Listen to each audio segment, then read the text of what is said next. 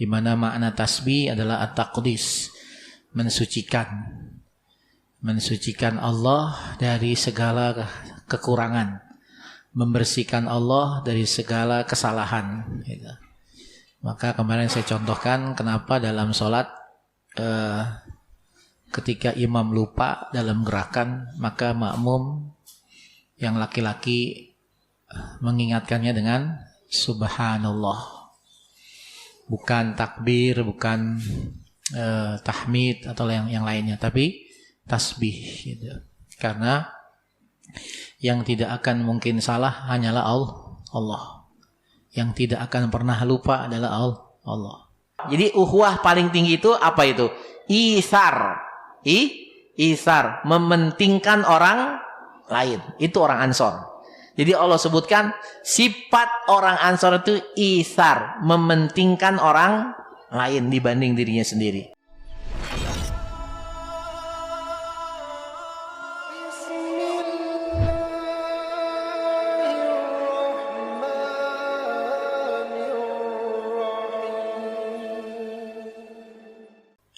Bismillahirrahmanirrahim. Assalamualaikum warahmatullahi wabarakatuh. Alhamdulillahilladzi arsala rasulahu bil huda wa dinil haq yuzhirahu 'alad dini kullihi wa kafa billahi shahida. Asyhadu an la ilaha illallah wahdahu la syarikalah wa asyhadu anna Muhammadan abduhu wa rasuluh alladzi la nabiyya ba'dah. Allahumma salli wa sallim wa barik ala nabiyyina wa rasulina Muhammad sallallahu alaihi wasallam wa ala alihi wa sahbihi ajma'in. Qala Allah Ta'ala fil Qur'anil Karim, a'udzu billahi minasy syaithanir rajim. Ya ayyuhalladzina amanu taqullaha haqqa tuqatih wa la tamutunna illa wa antum muslimun. Shadaqallahul azim wa ba'd. Bapak-bapak hadirin jamaah salat maghrib yang dirahmati Allah Subhanahu wa taala. Alhamdulillah malam hari ini kita bisa bermuajahah di majelis yang mulia ini.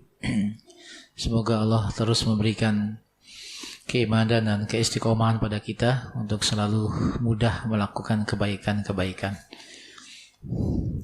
Bapak hadirin sekalian, kita masih melanjutkan kajian tentang Ghazwah Bani Nadir. Itu perang Bani Nadir ya. Kemarin kita sampai di ayat ya, surat Al-Hasyr yang merupakan surat yang diturunkan secara full terkait dengan peristiwa perang Bani Nadir gitu. Kemarin kita sudah bahas ayat pertama, di mana surat Al-Hasyr ini salah satu surat yang dimulai dengan tasbih gitu. Di mana makna tasbih adalah at-taqdis, mensucikan Allah dari segala kekurangan, membersihkan Allah dari segala kesalahan gitu. Maka kemarin saya contohkan kenapa dalam sholat ketika imam lupa dalam gerakan, maka makmum yang laki-laki mengingatkannya dengan subhanallah, bukan takbir, bukan tahmid atau yang lainnya, tapi tasbih gitu. Karena yang tidak akan mungkin salah hanyalah Allah. Yang tidak akan pernah lupa adalah Allah. Sementara manusia siapapun dia, sekuat apapun hafalannya, sesoleh apapun dia pasti ada lupa dan salah gitu. Maka ketika itu terjadi, yang dipuji adalah Allah, yang dibesarkan adalah Allah, yang disucikan Allah, subhanallah gitu. Nah, begitu juga terkait dengan perang Bani Nadir ini gitu. Enggak ada yang enggak mungkin dalam sisi Allah Subhanahu wa taala, termasuk kenyataan bahwasanya kaum muslimin bisa mengusir Yahudi Bani Nadir gitu. Maka kemudian di ayat keduanya Allah langsung menegaskan, huwallazi akhrajal ladzina kafaru min ahlil kitabi min diyarihim li awwalil hasyr. Dialah Allah. Ya, jadi langsung Allah tegaskan, dialah Allah yang telah menguarkan orang-orang kafir dari kalangan ahli kitab, yaitu Yahudi Bani Nadir. Gitu. Padahal ma dzanantum ayyakhruju, di mana kalian sebelumnya tidak pernah menyangka orang-orang Yahudi bisa keluar dari Madinah. Wa dzannu annahum mani'atuhum husunuhum minallah. Sementara orang-orang Yahudi begitu yakin, punya prasangka yang begitu yakin bahwasanya benteng-benteng mereka yang dijadikan tameng dari serangan pengepungan orang-orang kaum muslimin itu nggak bisa ditembus hatta oleh Allah sekalipun, kata orang Yahudi. Ya, mani'atuhum husunuhum. Mereka yakin benteng mereka itu, ya, itu tidak ada yang bisa menembus, termasuk Allah Subhanahu wa taala. Ya. Saya sampaikan kemarin kajian dari sisi bahasanya gitu ya. Sisi bahasanya bagaimana Allah menggambarkan kondisi kaum muslimin yang tidak pede. Maka Allah menggunakan kata kerja, di mana kata kerja itu sifatnya bisa berubah gitu, bisa berubah. Sementara Allah menggunakan untuk keyakinan orang-orang Yahudi dengan isim, kata benda, yang merupakan kata benda itu sifatnya kokoh, tetap, ya. Jadi kaum muslimin gak yakin, orang Yahudi ya yakin, gitu. Bahkan keyakinannya melebihi segalanya, sampai mereka meyakini Allah saja tidak bisa menembus benteng mereka. Makanya di awal sekali lagi di ayat 2 ini Allah langsung menegaskan huwallazi, dia Allah. Jadi Allah yang melakukan itu, ya. Allah yang bisa melakukan sesuatu yang dalam pandangan manusia tidak mungkin gitu. Ya. Jadi min husunuhum minallah. Dengan cara apa Allah kemudian menaklukkan, mengusir orang-orang Yahudi Bani Nadir? Gitu. Min haitsu fa'atahumullahu min haitsu lam yahtasibu. Jadi memang benteng mereka, benteng orang-orang Yahudi Bani Nadir itu sulit ditembus. Susah. Gitu, susah sekali. Jadi kalau mau nembus bentengnya agak sulit, memang betul. Kuat sekali mereka. Setiap kali kaum muslimin maju, maka dihujani anak panah. Ya. Jadi makanya saya pernah sampaikan, jadi perang sama orang Yahudi dari dulu sampai sekarang nggak asik gitu. Ya, beda dengan kalau dulu orang kafir Quraisy enak, perang tanding langsung berhadapan. Tapi emang orang Yahudi dari dulu nggak asik sampai sekarang. Mereka punya sifat yang sama dari dulu sampai sekarang, yaitu pengecut.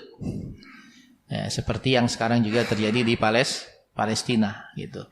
Mereka hanya menyerang dari Israel, kirim bom rudal dari Israel menghancurkan Gaza, dibombardir Gaza, gitu. Tapi begitu dibalas, ya mereka mulai ketakutan, gitu. Dan gak mungkin mereka melakukan yang namanya serangan darat, gak mungkin. Saya bisa katakan gak mungkin karena sejarahnya begitu. Takut mereka, orang Yahudi takut, gitu. Nah, makanya dengan apa Allah kemudian mengeluarkan Yahudi Bani Nadir? Ya, karena tadi fa'atahumullahu min haitsu lam yahtasibu. Jadi bagaimana Allah mendatangkan kepada mereka dari arah yang mereka tidak pernah menyangka. Ya, jadi mereka nggak pernah nyangka. Wa qazafa fi qulubihimur ru'ba, di mana Allah lemparkan, Allah tanamkan, Allah taruh dalam hati mereka rasa takut. Ya, jadi walaupun nggak tembus, tapi kekhawatiran, ketakutan itu muncul gitu. Ditambah lagi tadi sekutu-sekutu mereka, orang-orang munafik, Yahudi Bani Quraisyah dan suku-suku Arab yang lain tidak juga memberikan bantuan. Maka dari situlah kemudian Allah menanamkan rasa takut. Artinya secara fisik, secara nyata kaum muslimin nggak bisa tembus. Nggak bisa tembus. Namun di sisi yang lain, apa yang dilakukan oleh kaum muslimin meskipun tidak pernah bisa tembus, itu menanamkan rasa takut pada diri mereka. Maka di sini pelajarannya buat kita, bagi kita semakin menegaskan kita tugasnya cuma usaha. Tugasnya cuma ikhtiar. dalam segala apapun, termasuk dalam menghadapi musuh. Ikhtiar saja udah. Jalankan rencana, jalankan aksi. Ya, nanti urusan menang atau kalah, berhasil atau tidak, itu kepada Allah serahkan. Sebagaimana yang terjadi pada perang Yahudi Bani Nadir ini. Jadi, udah, yang penting kepung saja. Sampai-sampai Rasul bikin strategi sesuai dengan izin Allah juga. Ma qata'tum min linatin aw taraktumuha qa'imatan ala usuliha fa bi'idnillahi wa liyukhziyal fasikin. Rasul memerintahkan para sahabat untuk menebang pohon-pohon kurma orang-orang Yahudi. Di pohon-pohon kurma mereka ditebang semuanya. Tadi. Nah, itulah yang akhirnya juga menambah rasa takut pada mereka. Akhirnya apa? Yukhribuna buyutahum bi aidihim wa aidil mu'minin fa'tabiru ya ulil absar. Akhirnya mereka enggak kuat. Lalu mereka mengirim utusan kepada Rasulullah, mereka nyerah. Ya, mereka menyerah. Sehingga Rasulullah menerima. Jadi kalau seandainya orang-orang Yahudi dari awal keluar, maka mereka bisa membawa harta benda mereka semuanya. Tetapi karena mereka melawan, akhirnya Rasulullah mensyaratkan pada mereka boleh keluar, boleh bawa harta benda, tapi seukuran seekor barang yang dibawa oleh seekor unta. Itu saja. Maka akhirnya sebagaimana Allah sebutkan itu, yukhribuna buyutahum, mereka hancurkan rumah mereka sendiri. Di rumahnya dihancurin, dibongkar-bongkarin sendiri. Ya, mereka bawa barang material, ya, material dari bongkaran rumah mereka. Lalu mereka tempatkan di atas unta. Mereka keluar dengan hinanya orang Yahudi. Gitu. Jadi nggak perlu kaum muslimin capek-capek, ya, membongkar rumah orang-orang Yahudi, menghancurkan pemukiman Yahudi, tapi mereka sendiri yang bongkar. Gitu. Yukhribuna buyutahum bi aidihim wa aidil mu'minin fa'tabiru ya ulil absar. Nah, akhirnya mereka keluar. Walaupun pada awalnya saya pernah singgung juga, asalnya Rasulullah memutuskan menghukum mati semua orang Yahudi Bani Nadir, khususnya laki-laki. Dihukum mati semuanya. Tapi kemudian Abdullah bin Ubay bin Salul merengek di hadapan Rasul agar orang-orang Yahudi dibebaskan. Ya, Rasul awalnya menolak, tapi karena terus dikejar oleh Abdullah bin Ubay bin Salul ini, akhirnya Rasul luluh juga.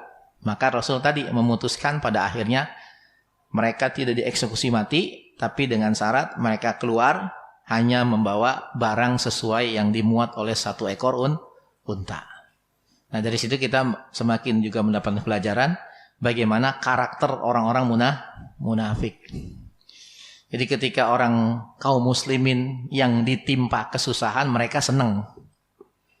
Ya, mereka gembira, orang munafik itu. Walaupun mereka muslim. Tapi kalau orang Islam yang dapat musibah, yang dapat kesusahan, justru mereka senang. Tapi kalau yang dapat musibah, yang dapat kesusahan orang kafir, mereka berjibaku untuk membelanya. Nah, itu munafik jadinya. Banyak kayak begitu sekarang. Ya, jadi kalau ulama yang dikriminalisasi gitu, wah itu seneng banget. Memang harus begitu.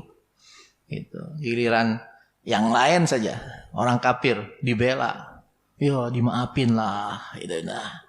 Kan seperti itu. Tapi giliran ulama proses sesuai hukum. Gitu. Giliran orang kafir maafin lah, Islam itu damai gitu, seperti itu. Jadi dengan berbagai bahasa digunakan begitu. Tapi intinya sama, orang-orang kafir itu, orang-orang munafik itu lebih mesra dengan orang kafir dibanding dengan orang beriman. Itu intinya sama. Jadi kalau mau orang beriman nggak bisa bermesraan. Tapi sama orang kafir bisa bermesraan. Karena memang tadi zahirnya mereka beriman, tapi hatinya sama dengan orang kafir. Makanya lebih condongnya kepada orang-orang kafir, orang munafik itu. Ya. Jadi ini yang akhirnya mereka pun keluar. Maka dari sinilah kemudian Rasulullah mendapatkan banyak rampasan perang, tapi namanya bukan ghanimah gitu, tapi namanya fai, ya, namanya fai. Ya. Jadi banyak sekali. Jadi semua tuh pemukiman Yahudi itu menjadi milik kaum muslimin. Dan itu banyak sekali, gitu ya. Pohon kurmanya, bentengnya, senjatanya, semua harta bendanya itu semua didapatkan oleh kaum muslimin gitu. Jadi fai berupa 50 baju besi, 5 topi baja, 340 pedang, harta benda dan tempat tinggal. Jadi mereka kelihatan memang sudah mempersiapkan segalanya untuk menghadapi kaum muslimin gitu. Cuman keburu diserang oleh kaum muslimin seperti itu. Maka dari sini kemudian Rasulullah membagi fai ini. Ya, jadi kalau ghanimah itu Rasul mengambil seperlima. Ya.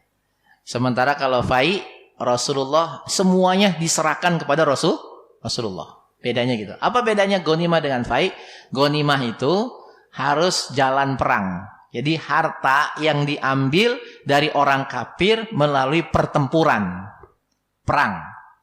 Jadi terjadi benturan dulu. Gitu. Dengan mengerahkan senjata, mengerahkan kendaraan-kendaraan perang. Maka ketika dapat itu namanya ghanimah. Nah, Rasulullah hanya mendapatkan 1/5 dari ghanimah itu. Sisanya dibagi-bagi buat orang-orang yang ikut perang, baik mereka miskin maupun kaya. Bahkan ada lagi namanya istilah kita bahas di surat saat perang Badar, ada namanya anfal.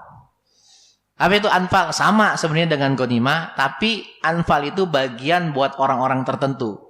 Jadi ada orang-orang tertentu yang ditambah bagiannya, gitu. Yang punya peran lebih besar dalam peperangan, maka dia dapat bonus. Iya, dapat bonus gitu. Ya. Jadi saya sumpah dari sini ini terlepas dari ini ya. Jadi orang jihad saja yang berperang jalan Allah dikasih bonus Pak tambahan. Ya, orang jihad. Ya, jadi masalahnya bukan ikhlas atau tidak ikhlas gitu. Memang kalau memang layak dia dapat ya harus diberi, harus dikasih gitu. Ya, makanya kan sempat ribut tentang masalah anfal ini. Para sahabat di perang Badar itu sempat ribut, sempat berdebat. Mereka merasa punya peran yang lebih besar dibanding yang lain. Maka mereka yang lebih berhak untuk mendapatkan anfal. Gitu. Padahal kalau di Indonesia nggak mau dapat anfal. Kenapa? Mati. Ya Pak ya. Ada yang udah mau anfal? Itu kritis itu anfal. Gitu. Jadi bahasanya beda. Bahasa sama tapi pengertiannya beda gitu. Kalau anfal dalam bahasa Arab artinya tambahan, jatah, rampasan perang. Tapi kalau di Indonesia keadaan kritis gitu. Makanya nggak mau kita dapat anfal gitu. Seperti itu. Nah, jadi itu. Sementara kalau fai tadi tidak sampai terjadi benturan dan Rasulullah tidak mengeluarkan kekuatan penuh dalam melakukannya. Dan memang tidak terjadi benturan secara langsung dalam perang Bani Nadir. Ya tadi ya saja lempar-lemparan, lepas-lepasan anak panah begitu, itu aja gitu. Maka kemudian untuk pembagiannya semuanya diserahkan kepada Rasulullah gitu. Maka Rasulullah itu mengambil setengahnya. Jadi banyak Rasulullah, jatah Rasul. Makanya orang-orang Ansor nggak dapat kecuali 2 orang saja, yaitu sahabat Abu Dujana sama Sahal bin Hunayb. Yang lainnya buat orang-orang muhajirin. Gitu. Kenapa? Karena tadi orang-orang muhajirin adalah orang-orang yang fakir. Gitu. Jadi mereka berada di Madinah itu ditanggung oleh orang-orang Ansor. Maka kemudian mereka dapat bagian dari peristiwa perang Bani Nadir ini.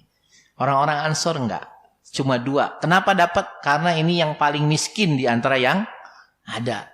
Maka dapatlah 2 orang ini, Abu Dujanah dan Sahal bin Hunayf. Yang lainnya nggak dapat. Ya. Makanya di ayat 8-nya Allah sebutkan gitu. Ya, jadi buat siapa? Fai itu lil fuqara'il muhajirin alladzina ukhriju min diyarihim wa amwalihim yabtaguna fadlan minallahi wa ridwana wa yansuruna Allah wa rasulah ulaika humus shadiqun. Harta pai itu lil fuqara, buat orang-orang fakir. Yang mana? Al muhajirin, yaitu orang-orang yang berhijrah dari Mekah ke Madinah. Gitu. Nah, nanti ayat berikutnya Allah bicara tentang Ansor. Walladzina tabawwa'ud dara wal iman. Itu, yaitu orang-orang yang sudah menetap ya asli Madinah dan mereka sudah beriman sebelum Rasulullah sampai di Madinah. Gitu. Yuhibbuna man hajara ilaihim. Mereka punya sifat sangat cinta kepada orang-orang yang hijrah ke Madinah. Wala yajiduna fi sudurihim hajatan mimma utu. Dan tidak ada dalam hati mereka keinginan untuk mendapatkan itu. Untuk mendapatkan harta fai yang Rasulullah berikan kepada orang-orang muhajirin. Jadi mereka nggak ngiri. Tidak ngiri. Ya, padahal mereka punya peran dalam perang Bani Nadir. Tapi begitulah sifat orang-orang Ansor. Bahkan kata Allah, wa yu'thiruna ala anfusihim walau kana bihim khasasah. Apakah orang-orang Ansor nggak kepengen yang namanya harta fai itu? Mau, secara manusiawi mau. Tapi mereka lebih mementingkan orang lain dibanding diri mereka sendiri, walaupun mereka butuh. Gitu. Nah itu, jadi Rasul bagi hukumnya seperti itu. Ya. Jadi bagaimana kebun-kebun yang dimiliki oleh orang-orang Ansor itu rata-rata dibagi 2 buat orang muhajirin. Maka nanti ketika di tahun 7 Hijriah saat Rasulullah menaklukkan Yahudi Khaybar, itu dapat harta rampasan banyak banget. Ya. Banyak, lebih banyak lagi. Sehingga apa? Karena banyak, kemudian orang-orang muhajirin mereka mengembalikan kebun-kebun yang diberikan oleh orang-orang Ansor. Karena mereka sudah punya kebun sendiri. Jadi perkebunan di Khaybar itu dibagi kepada kaum muslimin. Semua dapat masing-masing. Termasuk orang muhajirin. Jadi sejak itu orang muhajirin punya investasi kebun di Khaybar. Ya, punya investasi kebun di Khaybar. Ya, di mana di antaranya nanti kebun-kebun itu dikelola juga oleh orang Yahudi gitu. Jadi asalnya Yahudi pemiliknya, kemudian ditaklukkan oleh kaum muslimin, maka dia jadi harta rampasan perang, ya. Lalu kemudian orang Yahudi menawarkan diri, biar kami saja yang ngurus, nanti kita bagi hasil. Nah, karena kami lebih paham tentang ini, kemudian Rasulullah mengiyakan. Dan banyak para sahabat yang kemudian tanahnya dikelola oleh orang-orang Yahudi gitu. Yang nanti hasilnya bagi. Ya. Jadi dibagi sama. Seperti itu. Nah, jadi bagaimana dibalik semua? Yahudi pemilik, kemudian sekarang jadi pekerja. Gitu. Karena kalau sekarang beda di Palestina. Bangsa Palestina pemilik, sekarang jadi kerja. Seperti itu. Ya. Sampai-sampai kalau kita mau ke Palestina gitu ya, ke ziarah ke Masjidil Aqsa, berkunjung, itu kan visanya visa Israel kan gitu ya. Bukan visanya Palestina gitu. Susah. Kemarin ada jamaah saya, ada beberapa orang mau umroh, salah satunya paket ke Masjidil Aqsa, nggak jadi karena nggak keluar visa di sananya, susah gitu. Nah, jadi karena sampai seperti itu. Ya, jadi padahal mereka tuan rumah di negeri mereka sendiri, Palestina, tapi yang mengelola, yang menentukan kebijakannya orang-orang Israel. Sementara di zaman Rasul, Yahudi asalnya pemilik, kemudian menjadi pengelola. Gitu. Nah, di sini kita bisa mengambil pelajaran dari peristiwa-peristiwa tadi gitu. Nah ini, jadi inilah tentang fai, tentang banyak harta rampasan perang yang kemudian diperoleh oleh Rasulullah dan kaum muslimin. Rasulullah terima banyak, Ya, menerima banyak. Bahkan dari yang beliau terima itu, beliau sisakan untuk kebutuhan kedepannya. Ya, jadi sebagian digunakan langsung, sebagian ada juga yang kemudian Rasulullah sedekahkan, ada juga yang kemudian Rasulullah kalau bahasa sekarang ditabung untuk kebutuhan depan. Nah, dari sinilah kemudian hukum kebolehan menabung. Jadi dari peristiwa perang Bani Nadir ini menjadi dalil bolehnya kita menabung. Karena Rasulullah juga melakukan itu. Ya, jadi dalam ekonomi Islam, dalil dari apa yang dilakukan Rasul, di mana beliau menyisakan dari fai yang beliau peroleh untuk kebutuhan kedepannya, maka itu menunjukkan kebolehan menabung, kebolehan untuk mendepositokan, ya, seperti itu. Walaupun nanti bisa kita lihat dulu depositonya bagaimana, seperti itu. Tapi secara intinya boleh untuk menabung, gitu. Ya, hukumnya dibolehkan.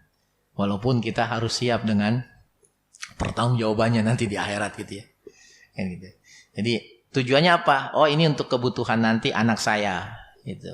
Untuk kebutuhan saya pada saat saya tua, gitu. Nah, itu boleh, gitu. Secara hukum dibolehkan. Bukan sesuatu yang diharamkan. Karena Rasulullah juga melakukan itu. Walaupun kita tahu sifat Rasul itu nggak bisa pegang duit lama, gitu. Dapat duit pagi, belum sampai sore habis. Beliau sedekahkan. Nah, seperti itu. Tapi dari sini sekali lagi dengan apa yang kemudian Rasulullah sisakan, itu menunjukkan tentang bolehnya melakukan menabung, seperti itu. Jadi para ulama mengambil dalil dari peristiwa penaklukan Yahudi Bani Nadir, seperti itu. Nah, inilah tentang perang Bani Nadir. Kita tuntaskan ya di pertemuan kali ini, gitu ya. Jadi yang akhirnya 2 sudah komunitas Yahudi keluar dari Madinah. Gitu. Pertama Bani Qainuqa setelah peristiwa perang Badar, dan yang kedua adalah Yahudi Bani Nadir setelah peristiwa perang Uhud. Gitu. Nanti tinggal satu lagi, ya, yaitu Yahudi Bani Quraizoh yang nanti diusir oleh Rasul setelah peristiwa perang Ahzab tahun 5 Hijriah.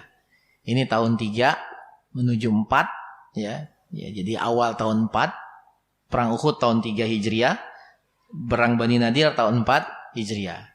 Nanti 1 tahun kemudian terjadi perang Ahzab. Ya, setelah perang Ahzab, perang Bani Quraizoh, gitu. Dan setelah itu Madinah steril dari orang-orang Yahudi. Nggak ada lagi Yahudi di Madinah. Tapi kemudian mereka yang terusir ini ngumpul nanti di Khaybar. Termasuk ya tokoh-tokoh Yahudi Bani Nadir ini. Di antaranya mertuanya Rasulullah nanti, yaitu Huyai bin Akhtab, Salam bin Al-Huqaiq, gitu. Itu keduanya mengungsi ke Khaybar. Bahkan nanti dari Khaybar itu mereka menyusun strategi untuk menghancurkan kaum muslimin, sehingga strategi itu berhasil, maka terjadilah perang Ahzab, di mana mereka memprovokasi orang-orang kafir Quraisy dan suku-suku Arab yang lain untuk mengepung dan menyerang kaum muslimin di Madinah. Yang itulah kemudian nanti terjadi perang Ahzab. Jadi perang Ahzab itu terjadi karena provokasi orang-orang Yahudi. Mereka datang ke Mekah, ngomong kepada orang Quraisy, datang ke Gotopan, wah. Dan mereka janjiin tidak hanya ngajak, tidak hanya memprovokasi, kami kasih kebun kurma kami, seperti itu. Itu begitu Yahudi, gitu. Sehingga berhasil. Maka terjadilah pengepungan nanti di Madinah yang kita sebut terangnya di samping perang Ahzab itu perang Khandaq, seperti itu, perang parit. Nah, ini tentang perang Bani Nadir. Mungkin Sebelum saya lanjutkan masih ada waktu kita untuk diskusi dulu, silakan. Silakan jika ada pertanyaan, ya nanti menuju perang yang lebih seru lagi terakhir ya, perang azab, perang kondak nanti. Silakan kalau ada pertanyaan. Pada lele nih. Masih ada waktu Pak, silakan. Baik, terkait dengan bahasan kita maupun yang lain siapa Pak? Silakan. Silakan bahasan di luar dari tema boleh.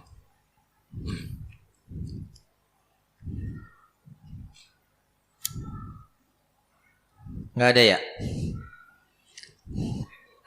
Oh ada. Diwakili ketua DKM lah.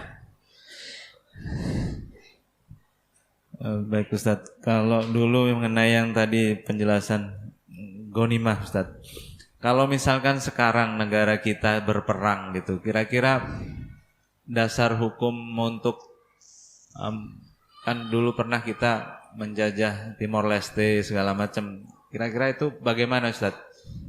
Pembagian Ghanimah dan lain sebagainya, masihkah misalkan negara kita negara Muslim ya, itu masih berlaku tidak Ustadz? Terima kasih. Iya, hukum terkait dengan itu belum dicabut gitu ya. Maka ketika terjadi peperangan antara kaum muslimin dan orang-orang kafir, yaitu yang berlaku hukumnya gitu. Bagaimana siapapun yang dikalahkan, maka harta mereka bisa diambil, dirampas. Bahkan mereka yang ditawan, ketangkep, jadi budak. Seperti itu. Dan saya sering sampaikan, budak itu tidak ada syariat satupun yang menghapus perbudakannya. Yang ada dalam Islam, membebaskan budak. Anjuran membebaskan budak. Tapi status perbudakan itu ya, itu tidak dihapus. Karena ayatnya juga tidak dihapus. Ya. Misalnya ayat terkait dengan budak, walladzina hum li furujihim hafizun, dan orang-orang yang menjaga kemaluan mereka illa ala azwajihim aw ma malakat aymanuhum fa innahum ghairu malumin, kecuali kepada istri-istri mereka atau budak-budak wanita mereka. Maka ayat itu tidak dihapus. Maka kalau nanti kemudian ada lagi sistem seperti itu, maka dia masih berlaku seperti itu. Ya, seperti itu berlaku.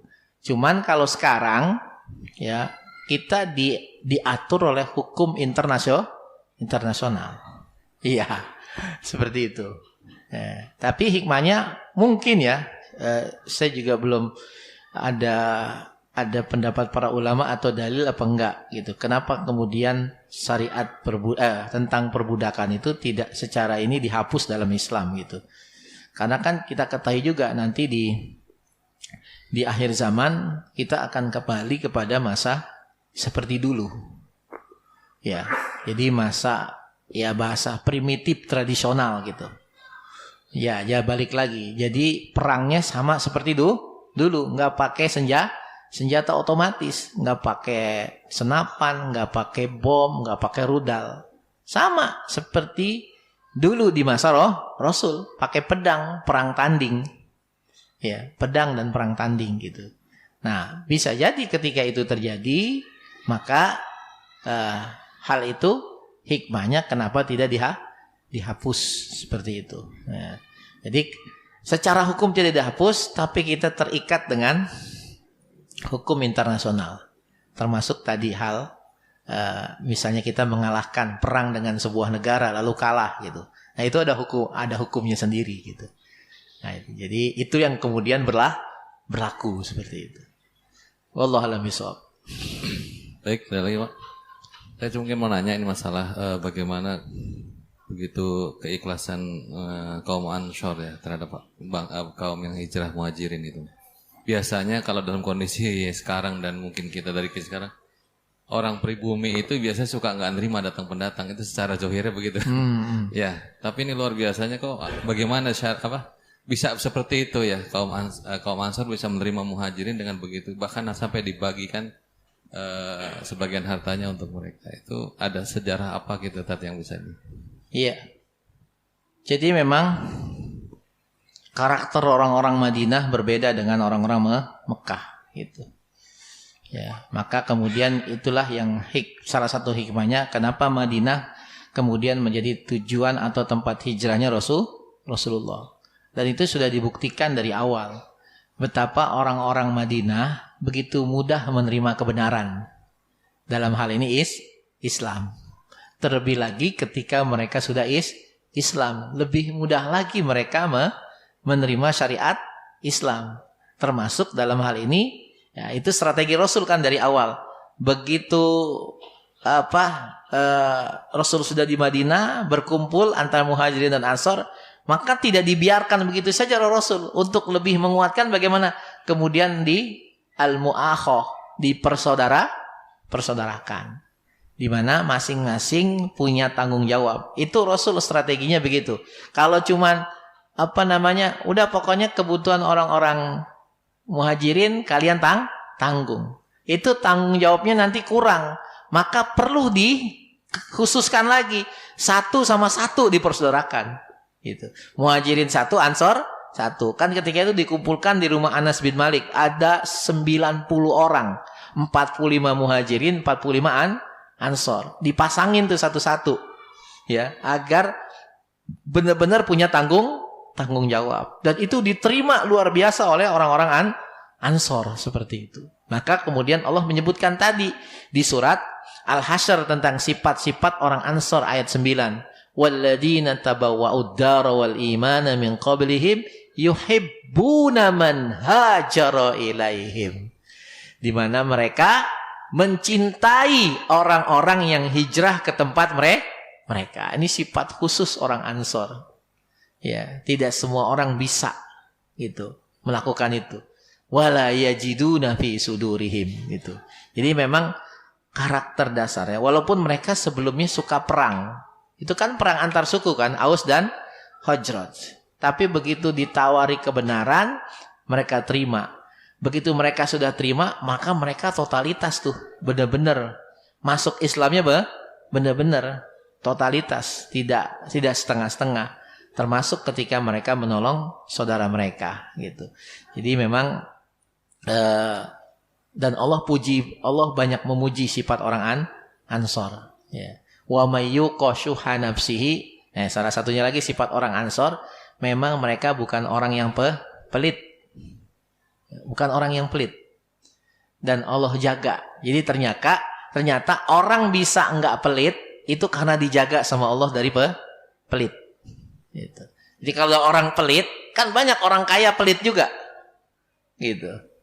Nah, jadi kalau kita kemudian punya sifat yang dermawan, itu karena memang Allah jaga kita dari yang namanya syuh. Ya, yaitu pelit, bakhil, seperti itu. Dan itu tidak ada dalam sifat orang-orang Ansor. Benar-benar Allah jaga diri mereka, jiwa mereka dari sifat bakhil. Bahkan bukan hanya bakhil. Allah bahasanya bukan bakhil, tapi syuh. Syuh itu lebih dahsyat dibanding bakhil. Kalau bakhil itu pelit. Ya kita nggak mau ngasih aja gitu. Ya, pelit buat orang lain. Kalau syuh itu nggak hanya pelit buat orang lain, juga pelit buat dirinya sendiri. Gitu. Itu syuh.